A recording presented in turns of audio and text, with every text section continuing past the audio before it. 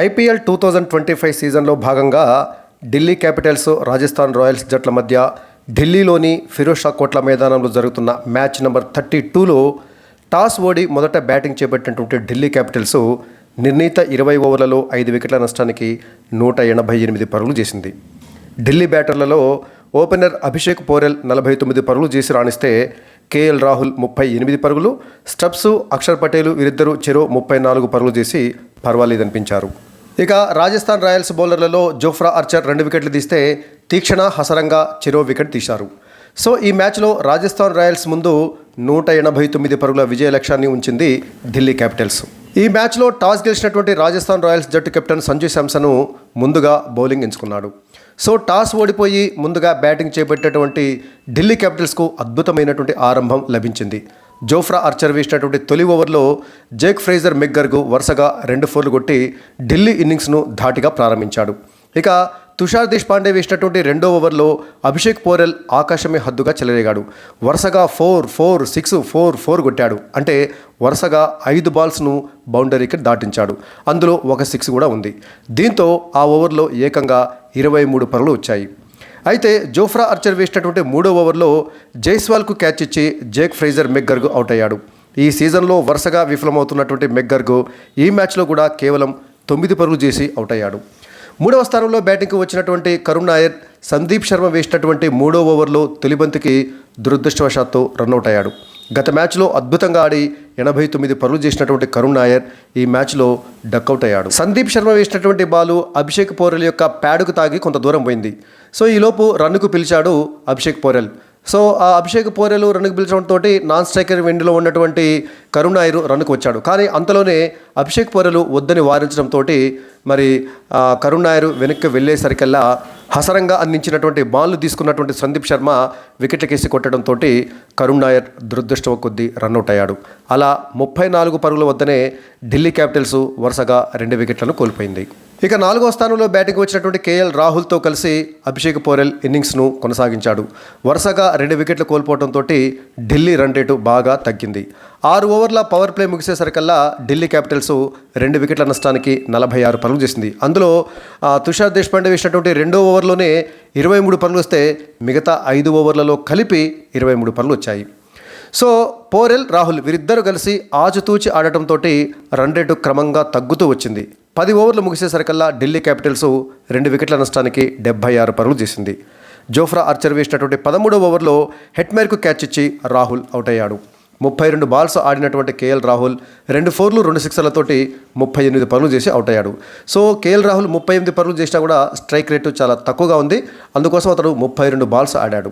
ఆ విధంగా ఢిల్లీ క్యాపిటల్స్ 97 పరుగుల వద్ద రాహుల్ రూపంలో 3వ వికెట్ను కోల్పోయింది. కేఎల్ రాహుల్, అభిషేక్ పోరెల్ వీరిద్దరు కలిసి 3వ వికెట్కు 57 బంతుల్లో 63 పరుగులు జోడించారు. హసరంగా వేసినటువంటి ఆ మరుసటి ఓవర్లోనే అంటే 14వ ఓవర్లో రియాన్ పరాగ్కు క్యాచ్ ఇచ్చి పోరెల్ కూడా అవుట్ అయ్యాడు. 37 బంతుల్లో 5 ఫోర్లు 1 సిక్సర్ తోటి 49 పరుగులు చేసినటువంటి పోరెల్ 1 పరుగు తేడాతోటి తన హాఫ్ సెంచరీని చేజార్చుకున్నాడు.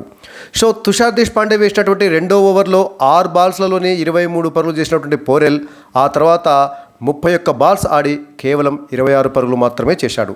అక్కడ ఢిల్లీ క్యాపిటల్స్ యొక్క రన్ రేటు బాగా తగ్గింది. 15 ఓవర్లు ముగిసేసరికల్లా ఢిల్లీ క్యాపిటల్స్ 4 వికెట్ల నష్టానికి 111 పరుగులు చేసింది. ఇక 6వ స్థానంలో బ్యాటింగ్ వచ్చినటువంటి కెప్టెన్ అక్షర్ పటేల్ హసరంగా వేసినటువంటి 16వ ఓవర్లో వరుసగా 4, 6 కొట్టాడు. ఇక తీక్షణ వేసినటువంటి 17వ ఓవర్లో కూడా అక్షర్ పటేల్ 1 6, 2 ఫోర్లు బాదటంతో రన్ రేటు ఒక్కసారిగా పెరిగింది. అయితే అదే ఓవర్లో చివరి బంతికి ధ్రువ్ జురెల్కి క్యాచ్ ఇచ్చి అక్షర్ పటేల్ అవుట్ అయ్యాడు. 14 బంతులు ఆడినటువంటి అక్షర్ పటేల్ వేగంగా 4 ఫోర్లు 2 సిక్సర్లతోటి 34 పరుగులు చేసి అవుట్ అయ్యాడు. అలా ఢిల్లీ క్యాపిటల్స్ 146 పరుగుల వద్ద అక్షర్ పటేల్ రూపంలో 5వ వికెట్ను కోల్పోయింది. ఇక 7వ స్థానంలో బ్యాటింగ్ వచ్చినటువంటి అశుతోష్ శర్మ జోఫ్రా ఆర్చర్ వేసినటువంటి 19వ ఓవర్లో 2 ఫోర్లు కొట్టాడు. స్టబ్స్కు మరొక 4 కొట్టడం జరిగింది. చివరిలో అశుతోష్ శర్మ, ట్రిస్టన్ స్టబ్స్ వీరిద్దరూ వేగంగా పరుగులు సాధించడంతో నిర్ణీత 20 ఓవర్లు ముగిసేసరికల్లా ఢిల్లీ క్యాపిటల్స్ 5 వికెట్ల నష్టానికి 188 పరుగులు చేసింది. సో ట్రిస్టన్ స్టబ్స్ 18 బంతుల్లో 2 ఫోర్లు 2 సిక్సర్లతోటి 34 పరుగులు చేసి నాట్అవుట్గా నిలిస్తే అశుతోష్ శర్మ 11 బంతులు ఎదుర్కొని 2 ఫోర్లతోటి 15 పరుగులు చేసి నాట్అవుట్గా నిలిచాడు. స్టబ్స్ అండ్ అశుతోష్ శర్మ వీరిద్దరు కలిసి 6వ వికెట్కు 19 బంతుల్లోనే 42 పరుగుల పార్ట్నర్షిప్ను అజేయంగా జోడించారు. ఇక రాజస్థాన్ రాయల్స్ బౌలర్ల విషయానికి వచ్చినట్లయితే జోఫ్రా ఆర్చర్ 2 వికెట్లు, మహేష్ తీక్షణ అండ్ హసరంగా వీరిద్దరూ చెరో వికెట్ తీయటం జరిగింది. అయితే తుషార్ దేశ్పాండే 3 ఓవర్లలోనే 38 పరుగులు, అంటే ఓవర్కి సగటున 12.7 చొప్పున పరుగులు ఇవ్వడం జరిగింది. అందులో అతడు వేసినటువంటి 2వ ఓవర్లోనే ఏకంగా 23 పరుగులు ఇవ్వడంతో భారీగా అతడు పరుగులు సమర్పించుకున్నట్లయింది. ఇక ఆ తర్వాత మహేష్ తీక్షణ కూడా 1 వికెట్ తీసినప్పటికీ ఓవర్కి సగటున 10 పరుగులు ఇవ్వడం జరిగింది. జోఫ్రా ఆర్చర్ మాత్రము చక్కగా బౌలింగ్ వేశాడు. పరుగులను నియంత్రించడమే కాకుండా 2 కీలక వికెట్లు తీయడం జరిగింది. సందీప్ శర్మ వికెట్లేమీ తీయకపోయినప్పటికీ 4 ఓవర్లలో 33 పరుగులు, అంటే ఓవర్కి సగటున 8.2 చొప్పున పరుగులు ఇవ్వడం జరిగింది. సో మొత్తంగా చూసినట్లయితే ఢిల్లీ క్యాపిటల్స్ తన సొంత మైదానంలో ఆడుతూ మరి రాజస్థాన్ రాయల్స్ జట్టు ముందు 189 పరుగుల విజయ లక్ష్యాన్ని ఉంచింది. మరి ఈ విజయ లక్ష్యాన్ని రాజస్థాన్ రాయల్స్ ఛేదిస్తుందా లేదా చూడాలి. ఎందుకంటే 188 పరుగులు అంటే వాస్తవానికి ఈ టోర్నీలో ఓ మాదిరి స్కోర్ అని చెప్పాలి. 200కు పైగా పరుగులు సాధించినా కూడా ఖచ్చితంగా విజయం సాధిస్తామనేటటువంటి గ్యారంటీ లేనటువంటి పరిస్థితుల్లో 188 పరుగులు అనేది ఖచ్చితంగా ఛేజబుల్ స్కోరే, ఖచ్చితంగా లక్ష్యాన్ని ఛేదించవచ్చు. మరి రాజస్థాన్ రాయల్స్ యొక్క బ్యాటర్లు ఏం చేస్తారనేది చూడాలి. మ్యాచ్ కాస్త ఆసక్తికరంగానే ఉంటుందని చెప్పాలి. ఎందుకంటే 189 పరుగుల విజయ లక్ష్యం అంటే వాస్తవానికి ఢిల్లీలోని ఫిరోజ్ షా కోట్లా మైదానంలో అది ఛేజబుల్ స్కోరే అని చెప్పాలి. మరి రాజస్థాన్ రాయల్స్ బ్యాటర్లు ఎలా స్పందిస్తారో చూడాలి.